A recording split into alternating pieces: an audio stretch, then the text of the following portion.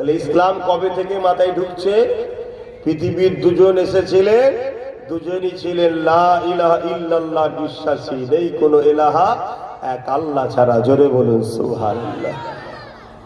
এই বাপ আদম আলাইহিস সালাম, মা হাওয়া সন্তানগুলো অর্থাৎ মানুষ যখন বড় হয়েছে, আস্তে আস্তে বংশ বিস্তার করছে, হাজার রকম মতে নিজেরা বন্টন হয়ে যাচ্ছে, তখন সৃষ্টিকর্তা বললেন না, আমি তোমাদেরকে বানিয়েছি, তোমরা আমার কথা মতো চলবে।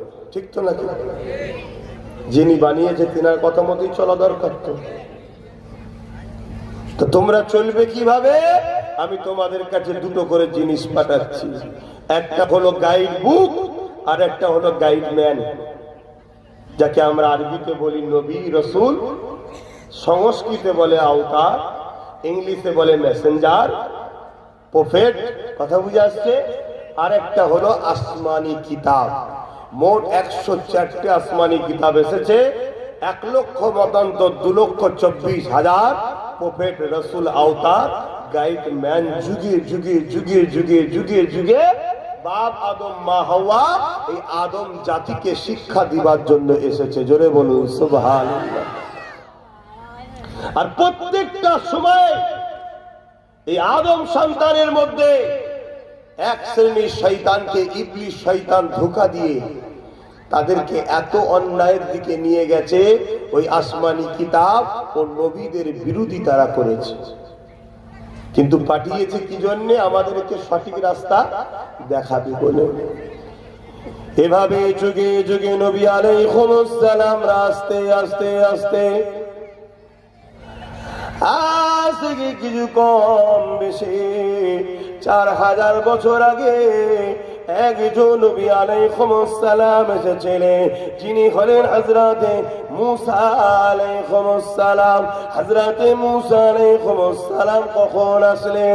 এই পৃথিবীর জমিনে মানুষগুলো যখন এক আল্লাহর দাসত্ব ভুলে গিয়ে দুনিয়ার জমিনে অন্যায়ের মধ্যে, ফিতনার মধ্যে, ফাসাদের মধ্যে, নিজেদের মধ্যে খুন খারাপির মধ্যে জড়িয়ে গেল, এবং তৎকালীন সময় এক জালিম অত্যাচারী শাসক ছিল যার নাম হলো ফেরাউন। সে যখন মানুষকে নিজেদের গোলাম বানাতে লাগলো, ওই সময় মানুষ জাতিকে সঠিক রাস্তা দেখাবার জন্য মহান সৃষ্টিকর্তা আল্লাহ মুসা নবীকে জমিনে পাঠিয়েছিলেন। মুসা নবীর বিরোধী শুরু হয়ে গেল। শুনছেন তো নাকি?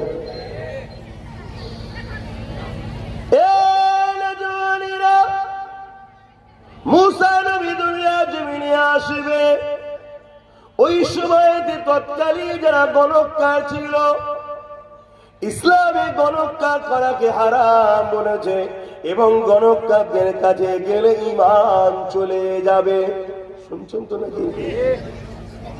কিন্তু তারা জানিয়ে দিল, তারার দিকে লক্ষ্য করে তারা বলতে লাগলো, এ ফেরাউন আমাদের সর্দার, আমাদের সুলতান, আমাদের বাদশাহ একটা ছেলের আবির্ভাব হতে লেগেছে, যে কিনা তোমার রাজত্ব খেয়ে মিটিয়ে দেবে।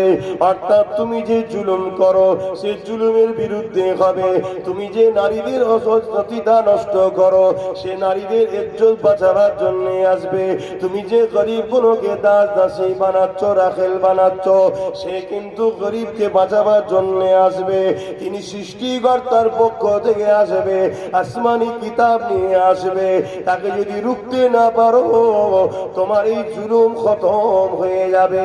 ফেরাউন মন্ত্রী সভা থেকে আলোচনায় বসে গেল, কি করা যেতে পারে।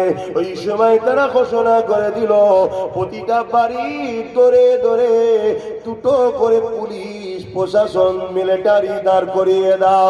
যখনই কোনো পুত্র সন্তান জন্ম হবে তাকে সঙ্গে সঙ্গে কতল করে দাও। অন্যায়কারী জালিম শাসক নিজের ক্ষমতাকে টিকাবার জন্য একদিনেতে ফেরাউন 12,000 শিশুকে, জন্মগত শিশু, নবজাত শিশুকে ফেরাউন তাদেরকে কতল হত্যা করেছিল, শুধুমাত্র নিজের অন্যায়ের ক্ষমতাকে দখল করে রাখার জন্য।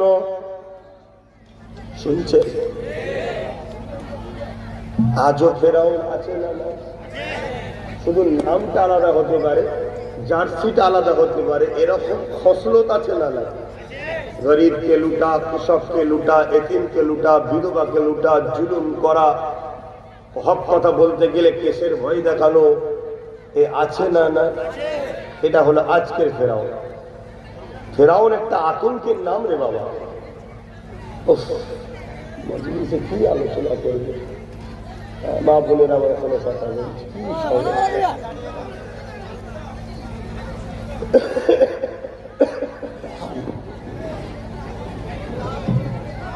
এই অসুবিধা হচ্ছে আপনাদের?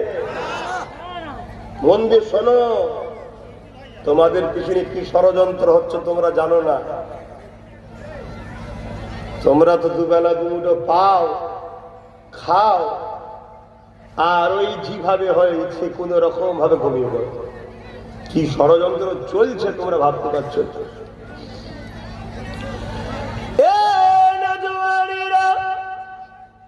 কিন্তু আল্লাহ বাজাকে রক্ষা করবে, আল্লাহ বাজা দ্বারা ফেরাউনের নিস্তেনাবুদ করবে, আল্লাহ বা জিনার দ্বারা ফেরাউনের অত্যাচার জুলুমকে খতম করবে। কেনাকে কখনো কেউ মিটাতে পারবে না। এই প্রতিটা ঘরে ঘরে দুজন করে পাহারা দেওয়া হয়ে গেল। বাচ্চা পুত্র সন্তান হলে কতল করতে লেগেছে। ভেবে দেখুন এরা কত অমানবিক, এরা কত অত্যাচারী। ভেবে দেখুন আজও যেমন প্যালেস্তাইনের জমিনে জালিম অত্যাচারীরা ৪৫,০০০ বাচ্চাকে হত্যা করেছে। কেননা তাদের কাছে খবর আছে ঈসা আলাইহিস সালাম দুনিয়ায় আসবে, ইমাম মেহেদী আলাইহিস সালাম দুনিয়ায় আসবে। ওই ইমাম মেহেদী আলাইহিস সালামের দ্বারা এই পৃথিবীর জমিনে বেইনসাফি খতম হয়ে যাবে, জুলুম খতম হয়ে যাবে, অত্যাচার খতম হয়ে যাবে। গরিবের মুখে হাসি ফুটবে, অসহায় আশ্রয় পাবে, নারীরা মর্যাদা সম্মান অধিকার পাবে। এই পৃথিবীর জমিনে আবার সুন্দর করে শান্তি সভ্যতা ইমাম মেহেদী আলাইহিস সালামের নেতৃত্বে আবার প্রতিষ্ঠিত হবে। তাহলে ফেরাউন আছে না নাই? তাহলে আমি আগে যে বললাম মিলছে তো? তারা মেরেছিল ১২,০০০ একদিনে, আরো কত মেরেছে আল্লাহ জানে। আর ৪৫,০০০ প্যালেস্তাইনি বাচ্চাকে মেরেছে। কেন? ইমাম মেহেদী আলাইহিস সালাম আসবে, তাদের কাছে খবর। কিন্তু আপনাদের কাছে কি খবর? ইমাম মেহেদী আলাইহিস সালাম আসবে না রুকে যাবে? পুরো পৃথিবীর শক্তি তো লেগেছে। যারা ইসলামকে মিটাতে চায় তারা ইসলামের দুশ্মনদের সাথ দিয়ে প্যালেস্তাইনের বাচ্চাদেরকে মেরে দিতে চাইছে। ইমাম মেহেদী আলাইহিস সালামকে মারতে পারবে? এক কথা বলে, কেন পারবে? তোমাদের যখন এত ইমানের তেজ আছে, অন্যজনকে মারতে পারবে না, নিজের ওপর তেজ নেই কেন? নিজে মজবুত নয় কেন? যে কোন শক্তি নিয়ে আমায় শেষ করতে পারে, যদি আমার আল্লাহ চাই তবে হবে না, হবে না?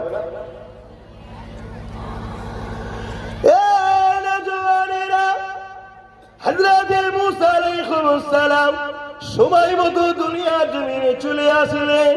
মা চিন্তিত হয়ে গেল, কেননা মায়ের পেট থেকে যখন সন্তান বাহির হলো, সন্তানটা পুত্র সন্তান, চাঁদের মতো রশ্মি বেরোতে লেগেছে। কেননা মুসা নবী, তিনি নবী হয়ে এসেছে। বাপেরা, তাই চাঁদ চমকাতে লেগেছে, পুরো ঘর আলোকিত হয়ে গেছে। মা বড় চিন্তিত হয়ে গেছে, কারণ দরজার পাহারারা রয়েছে দুজন। এখনই খবর পেয়ে গেলে আমার বাচ্চাকে কতল করে দেবে, আমার বাচ্চাকে মেরে ফেলবে।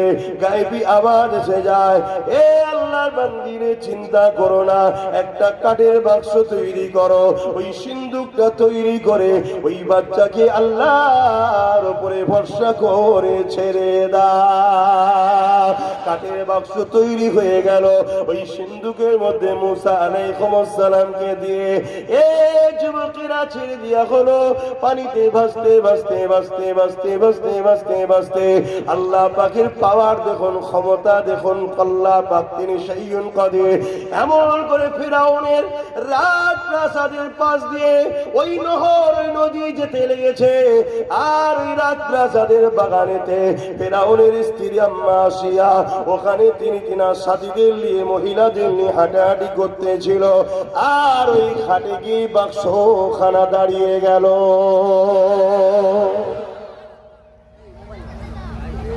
আম্মাজান বললে, দেখো তো কি আছে। বাক্স খুলেছে, যেই পুরো বাক্সের ভেতর থেকে আলো বেরোতে লেগেছে। জোরে বলুন সুবহানাল্লাহ। শুনছো তো যুবকরা? একটু শোনো। তোমরা তখন গানে আছো, যাত্রায় আছো, ফাংশনে আছো, সিনেমায় আছো, যাত্রা।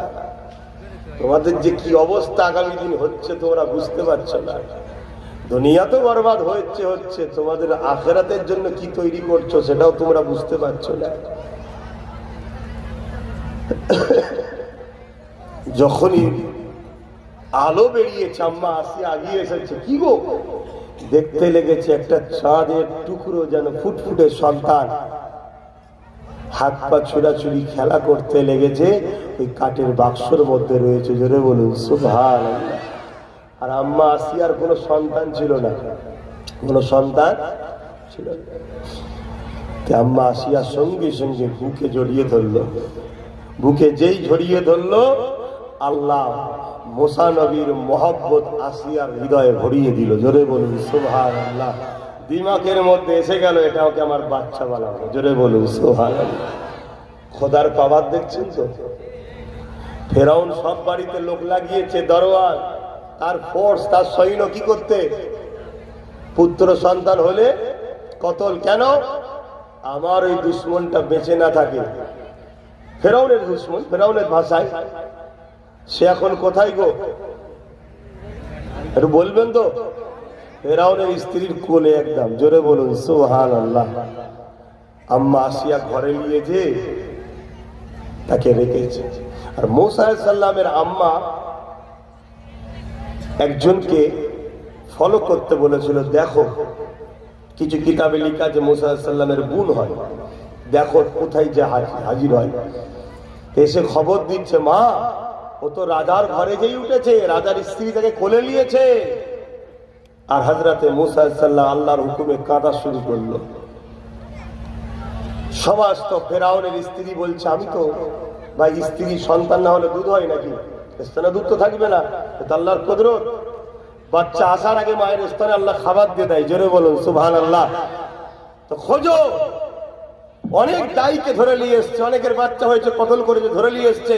কারো মুখে মুসা নবী মুখ দিচ্ছে না। ঠিক ওই সময় মুসা নবীর দরবারে নিকাব পরে, পর্দা করে মুসা, এই ফেরাউনের দরবারে মুসা নবীর আম্মা এসে হাজির। বলছে, আমাকে যদি একবার দেন, আমি ট্রাই করে দেখতে পারি। কে এটা? মুসা নবী আম্মা জান। ভদ্র ভাষায় বলেন আম্মা জান, ভাষা শিখুন। যেই করে নিয়েছে মুসা নবী কান্না চুপ। মা যখন স্তন দিয়েছে, মুসা নবী খাওয়া শুরু করেছে। জোরে বলুন সুবহানাল্লাহ। আমার আল্লাহ কি করলেন? মুসা নবীকে নিয়ে গিয়ে ফেরাউনের বাড়িতে রাখছে, আবার মাকেও নিয়েছে ফেরাউনের ঘরে, মুসাকে বড় করছে। জোরে বলুন সুবহানাল্লাহ। কিন্তু আম্মা আসিয়া জানে আমার ফেরাউন খুব জালিম, এর মনে দয়া ময়া নেই। এ অন্ধ হয়ে গেছে, গদির ক্ষমতায় অন্ধ হয়ে গেছে। মানুষের খুনের ওপর দিয়ে এর গদিকে টিকাতে চাইছে। তাই সুযোগ খুঁজছে কখন বুঝানো যায়। একটা সময় বড় খুশি মুড আছে, সেই দেখে আম্মা আসিয়া বলছে, আপনি আমাকে অনেকবার বলেছেন কি চাও আসিয়া, আমি কোনোদিন কিছু চাইনি। আজ যদি আপনার কাছে কিছু চাই দেবেন? বলছে, বলো কি লাগবে। আরে রাজাদের এরকম স্টাইল হয়, বলো কি লাগবে। চাঁদ লাগবে কি বলে ফেলে, কি লাগবে? আম্মা আসিয়া বলছে, দেখুন আপনি রাজা, রাজার ওয়াদা কখনো ভঙ্গ হতে পারে না। শপথ করছেন, দেবেন তো? হ্যাঁ। আম্মা আসিয়া মুসা আলাইহিস সালামকে বার করে নিয়ে এসছে। দেখুন, এটাকে আমি বাচ্চা বলে আশ্রয় দিয়েছি, আমার তো কোনো সন্তান নেই, একে আমি সন্তান বলে লালন পালন করব। ফেরাউন বলছে, এ কি কথা, কোথায় ছিল? না, এমন আমার ঘাটে এসছে, সব খবর বলেছে। বলছে, কোনো কথা নয়, একে কতল করতে হবে। আম্মা বললেন, ওয়াদা করেছে, ফেরাউন রাজা হওয়ার সম্মানার্থে মাথাটা হ্যাট করে নিল, কিন্তু মনের মধ্যে মনে হচ্ছে এটা সেই বাচ্চা নয় তো। আর ঘুম হয় না, খাওয়া দাওয়া উঠে গেছে, রাজ দরবারে বসে, ভালো লাগছে না। কেন? ওটা সেই বাচ্চা নয় তো, ওটা সেই বাচ্চা নয় তো।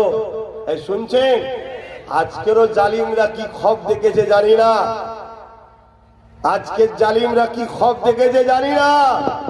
আমার ছোটটাকে লোক পেরেশানে আছে, এটা সেই নয় তো।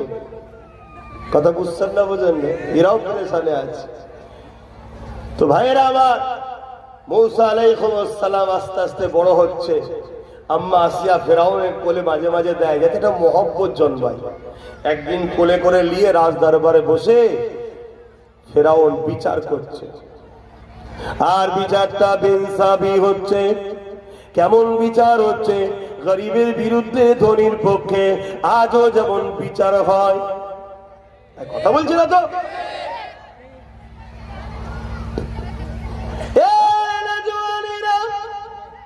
দুজনের বিচার, একজন ধনী আর একজন গরিব। গরিব অন্যায় করে নে, কিন্তু তার বিরুদ্ধে ফেরাউন রায় দিচ্ছে। ধনী লোক অন্যায় করেছে, তার পক্ষে ফেরাউন সাপোর্ট করতে লেগেছে। আজও এরকম বিচার হয় না, হয় না? বলবো, বড় বড় ভিআইপি ঘরে ছেলেরা রেপ করবে, আর আমার সিভিক বন্ধুগুলোকে বলি, আর বলবো বুঝছেন না, বোঝেন না?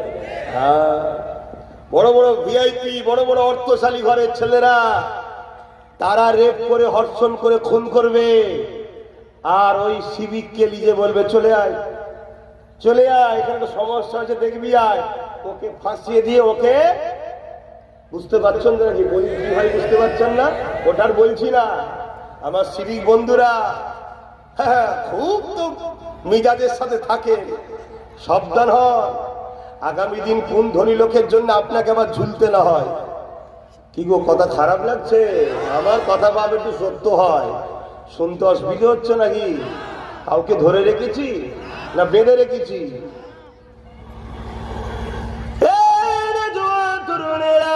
মুসা নবী কোলে বসে রয়েছে, আর এমন সময় দেখা যায়, আর ফিরাউন বিচারটাতে অন্যায় করেছে, ধনী লোকের বিরুদ্ধে রায় যাবার কথা, বড় ধনী লোকে গরিবের পক্ষে রায় যাবার কথা। এটা না করে যখন ধনী লোকের পক্ষে রায় দিয়েছে, মুসা নবী কোলে বসে ফেরাউনের গালে টেনে এক চর মেরে দিয়েছে।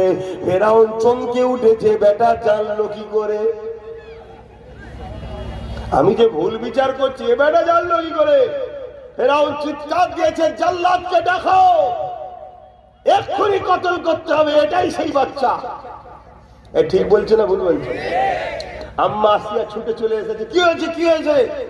আরে আমি যে ভুল বিচার করলাম, এটা এ জানলো কি করে? এইটুকু বাচ্চা, অতএব এটাই সেই বাচ্চাকে এক্ষুনি কতল করতে হবে। আম্মা বলছে, এটা কখনো হয়? বাচ্চা ছেলে কোনো খেয়ালে হয়তো কিছু করে ফেলেছে, মেরে দিয়েছে।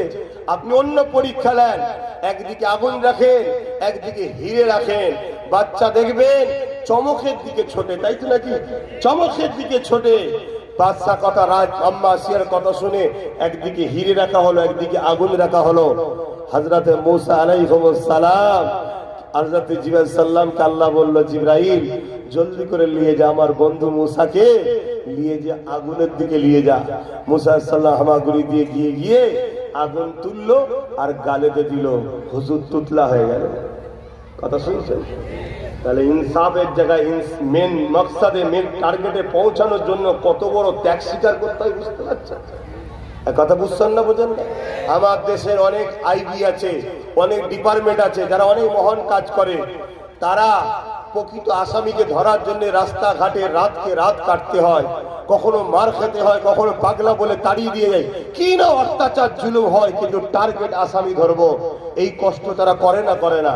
তাহলে আপনি আপনার বাচ্চার ভবিষ্যতের কামিয়াবি চাইবেন, ঘরে শুয়ে শুয়ে হয়ে যাবে? এমনি এমনি হয়ে যাবে? অনেক ঝড় তুফানের মোকাবেলায় আপনাকে রুখে দাঁড়িয়ে থাকতে হবে, বুক চিতিয়ে। তারপরে একদিন আপনার দ্বারা ইনকিলাব আসবে, আপনার বাচ্চার ভবিষ্যৎ ভালো হবে। আল্লাহ পাক মুসা আলাইহিস সালামকে আগুনের দিকে নিয়ে গেলেন। আগুনটা তুলে মুসা নবী গালে দিয়ে দিলেন আর কান্না শুরু করে দিলেন। আম্মা সি আলাইহিস সালাম করে তুলে নিলেন। এই যুবকেরা কিন্তু ফিরাউনের মধ্যে তরবিও ভয় কাজ করছে, কি করে ও জানলো আমি ভুল বিচার করেছি।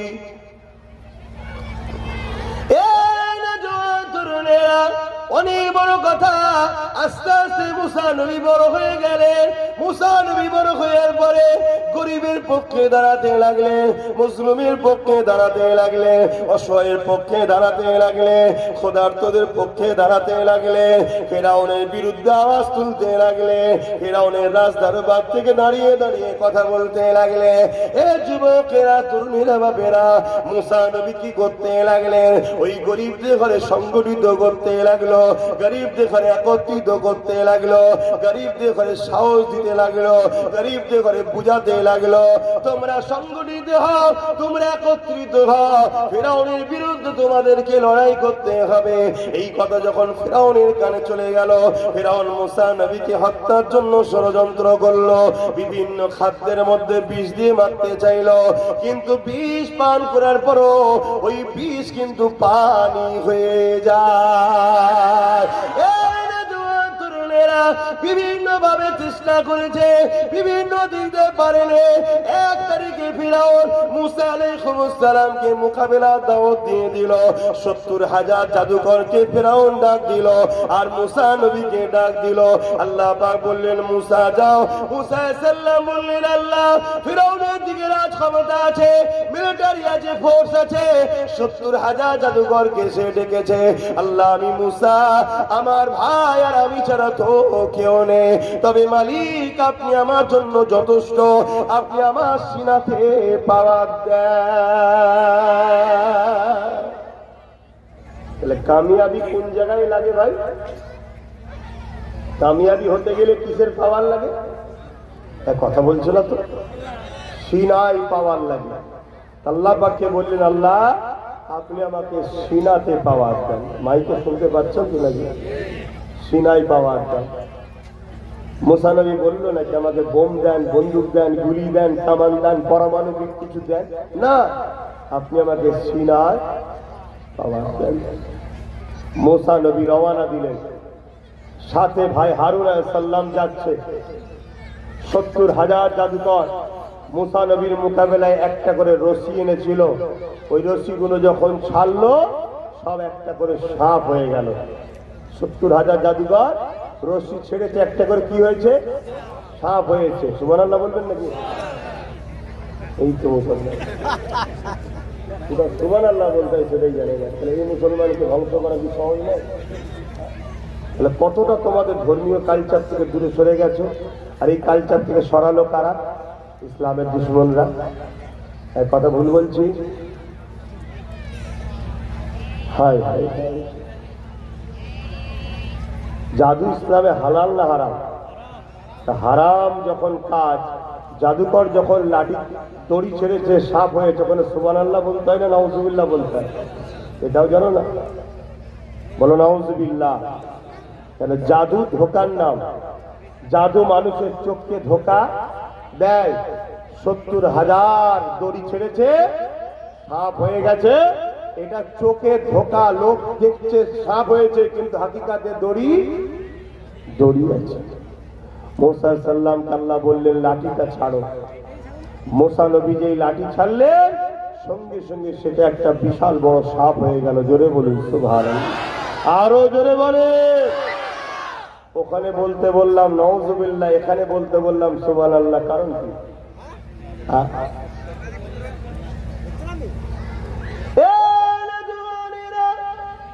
আগে একটা ছিল জাদু, তাই জাদু যখন ছেড়েছে রশি সঙ্গে সঙ্গে দড়ি হয়ে গেছে।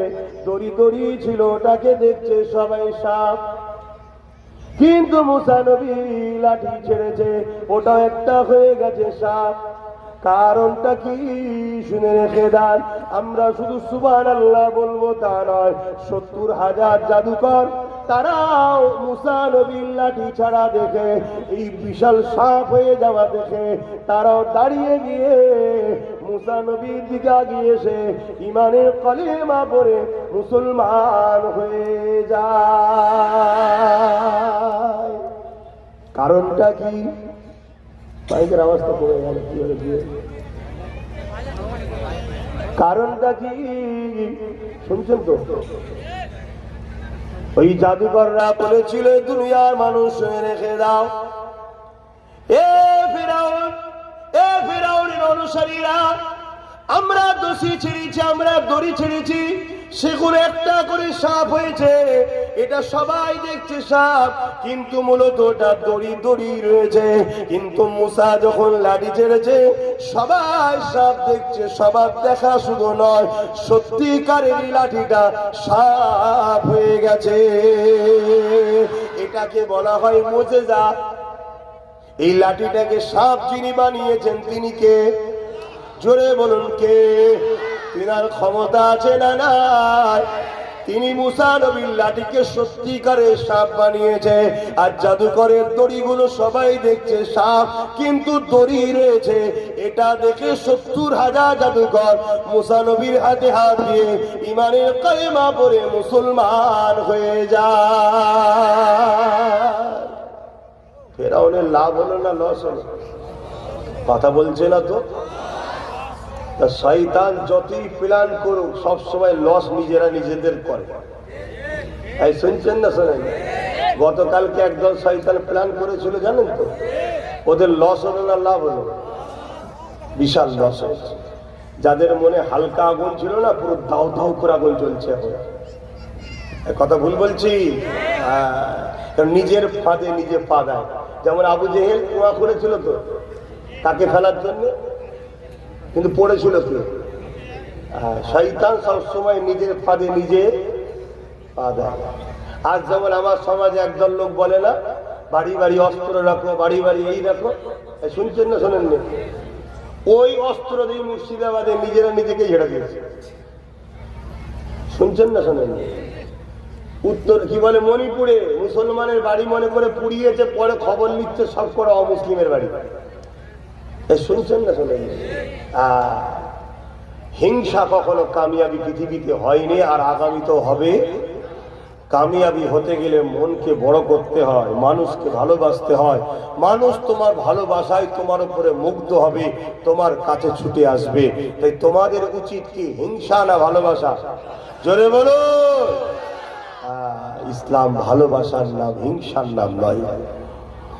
বাবেরা, নওজোয়ান তরুণেরা এইভাবে যুগে যুগে যুগে জালিম অত্যাচারী ফেরাউন ও ফেরাউনের অনুসারীরা আজ ইসলামের পিছনে যুগে যুগে লেগে রয়েছে। এমন করে আমার নবী পাক যখন দুনিয়ার জমিনে আসলো, আবু জেহেল আমার নবী পাকের বিরুদ্ধে লাগলো। কবে লাগলো? 40 বছর বয়স পর্যন্ত নবী পাকের বিরুদ্ধে লাগেনি। নবী পাক যখন বলে দিল লা ইলাহা ইল্লাল্লাহ আনা মুহাম্মাদুর রাসূলুল্লাহ, আল্লাহকে সাথে ইলাহা নেহি, मैं मोहम्मद अल्लाह के रसूल हो, সঙ্গে সঙ্গে বিরুদ্ধে লেগে গেল। কেন? আবু জেহেল জানে আমি যে মানুষকে মিথ্যা রাস্তায় রেখেছে, আমি যে মানুষের প্রভু সেজে বসে আছি, আমি যে মানুষের উপরে হুকুমত চালাতে লেগেছে, ইসলাম জুলুমকে খতম করার কথা বলে, মুহাম্মদ সত্য কথা বলছে। যদি মুহাম্মদ রাসূলকে রুখা না যায় তাহলে আমার জুলুমের সাম্রাজ্য চলে যাবে, আমার বেইনসাফি সাম্রাজ্য চলে যাবে। আমি নারীদের ঘরে যে ভোগের পাত্রী বানিয়ে দিয়েছি, কন্যা সন্তান হলে চেন্ত চেন্ত পুঁতে দিই, এগুলো সব বন্ধ হয়ে যাবে। এই যুবকেরা যেমন ফেরাউন চেয়েছিল, আবু জেহেল তেমন চেয়ে গেল, আমার নবী পাকের বিরুদ্ধে লেগে গেল। আল্লাহ নবী কত কষ্ট করেছে, নবীর উম্মত দাবি করছো, আজকে সেই নবীর দিনের জন্য তুমি আমি কি কষ্ট করলাম, এই জবাবটা কিন্তু কিয়ামতের দিন দেয়া হবে। আল্লাহ নবী যখন সিজদায় পড়ে যেত, ওই আবু জেহেল, উতবা, সাইবা, আবু লাহাবেরা আমার নবী পাকের পিঠের উপরে পচা দুম্বার ভুঁড়ি পর্যন্ত চাপিয়ে দিয়েছে।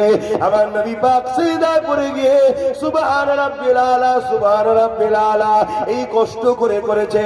হযরত খাতুনে জান্নাত আমার নবী পাকের পিঠ থেকে ওই দুম্বার ভুঁড়িকে যখন চাপিয়ে দিতে নাপিয়ে দিতে আমার রাসূলুল্লাহ মাথা খানা তুলতে, এই যুবক যুবকেরা তরুণেরা, আল্লাহ নবীর উপরে এত জুলুম কেন হয়েছিল? আল্লাহ নবীকে কুয়ায় ফেলতে কেন চেয়েছিল? আল্লাহ নবীকে সোশ্যাল বয়কট করে পাহাড়ের মধ্যে পাঠিয়ে দিল। নবী আমার পাহাড়ে গিয়ে রইলেন, ওখান থেকে নবী আমার মেসেজ দিতে লাগলেন সত্যে, ইনসাফের, ন্যায়ের, মানবতা, সভ্যতা, ইনসানিয়াতে।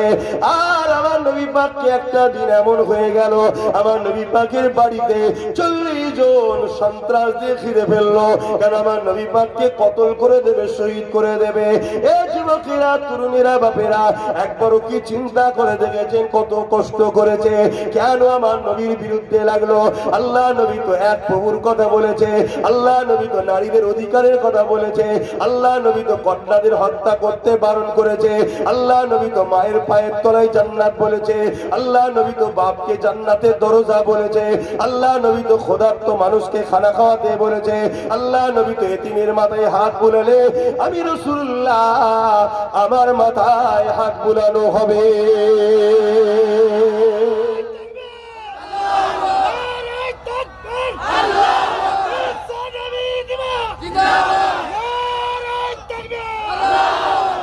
এই যুবক ভাইয়েরা শুনছো তো নাকি? আজ দুনিয়ার রং তামাশাতে নবীর উম্মত তুমি গানে, যাত্রায়, ফানসাতে, জুয়াতে, সুদেতে, ঘুষেতে, চায়ের দোকানে, বিভিন্ন জায়গায় আড্ডা দিয়ে তুমি জিন্দেগি কাটাচ্ছ। অপরদিকে তোমার মসজিদকে ভাঙার ষড়যন্ত্র হচ্ছে, তোমার মাদ্রাসাকে মিটিয়ে দেওয়ার ষড়যন্ত্র হচ্ছে, তোমার নবীর দ্বীনের বিরুদ্ধে কালিমা লাগার ষড়যন্ত্র হচ্ছে। তোমার একটু হুঁশ নয়, তোমার একটু খেয়াল নয়। মনে রেখে দিও, আমার আল্লাহ ছাড় দিয়েছে, ছেড়ে দেয়নি। পৃথিবীর সব থেকে সুপার পাওয়ার আমেরিকাকে ছাড় দিয়েছিল, সামান্য একটু ধরেছে, আমেরিকা দিশেহারা হয়ে গেছে। গত পরশু দিন থেকে আবার 170 স্পিডে ঝড় আসছে, ভূমিকম্প হচ্ছে। অনেকে আমেরিকার একজোট ঢাকার জন্য বলছিল ওগুলো হলিউডের সিনেমা হয় না, সেগুলো অরিজিনাল নয়।